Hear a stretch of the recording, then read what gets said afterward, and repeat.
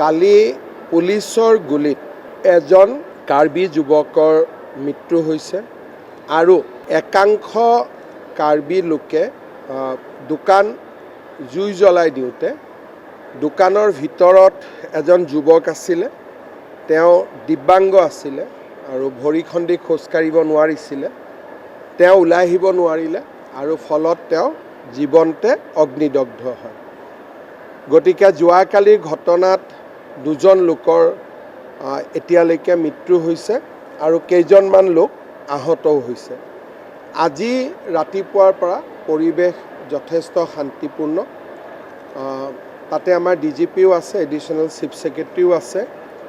মই ভাবোঁ যে পৰিৱেশ নিশ্চয় আজিৰ ভিতৰত উন্নত হ'ব আৰু তাত আৰ্মিও আছে ফ্লেগ মাৰ্চৰ কাৰণে। গতিকে মই ভাবোঁ যে আজি পৰিৱেশ উন্নত হ'ব, কাৰণ এতিয়ালৈকে দিনত 1টা বাজিছে।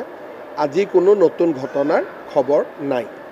যিহেতু ইলেকশ্যন আহি আছে, অলপ 2-4টা জেগাত এনেকুৱা বিক্ষিপ্ত ঘটনা হ'ব বুলি আগৰে পৰাই আমি অনুমান কৰিছিলোঁ আৰু বিশেষকৈ ডিচেম্বৰ আৰু জানুৱাৰী মাহটো আমি সতৰ্কতাৰে আগবাঢ়িব লাগিব।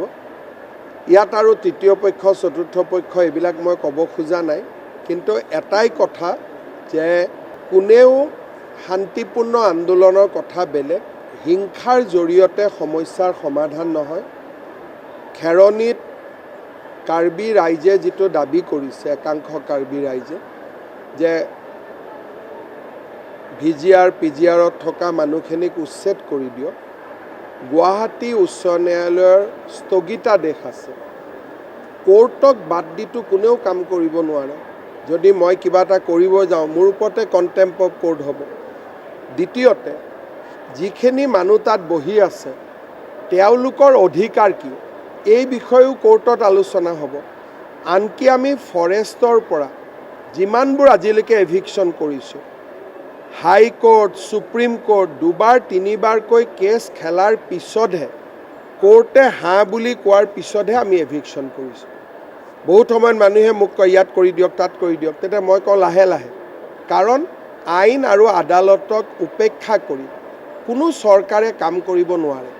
এভিকশ্যন কৰিম বুলি ক'লেওতো পুলিচে কৰিব নোৱাৰে, কাৰণ কণ্টেম্প অফ কোৰ্ট তেওঁলোকৰ ওপৰত লাগিব। এই কথাখিনি কিয় বুজি পোৱা নাই বা বুজাৰ চেষ্টা হোৱা নাই, সেই বিষয়ে মই অপাৰক ক'বৰ কাৰণে। কিন্তু নিশ্চিতভাৱে যেতিয়া মই তেওঁলোকৰ লগত মুখামুখিকৈ কথা পাতিম, তেওঁলোকৰ মাজত যদি কিবা ভুল ধাৰণা আছে সেই বিষয়ে মই বুজি পাম। কিন্তু এতিয়ালৈকে সাধাৰণতে কোৰ্টৰ অৰ্ডাৰ থাকিলে বাকী মানুহবিলাকে জবৰদস্তি নকৰে। এই যোৱা 2 দিনত হোৱা ঘটনাটো আমি চাব লাগিব, কিন্তু এতিয়া পৰিস্থিতি শান্তি হওক, তাৰ পিছত বিষয়টো সম্পৰ্কে আমি পৰীক্ষা কৰিম।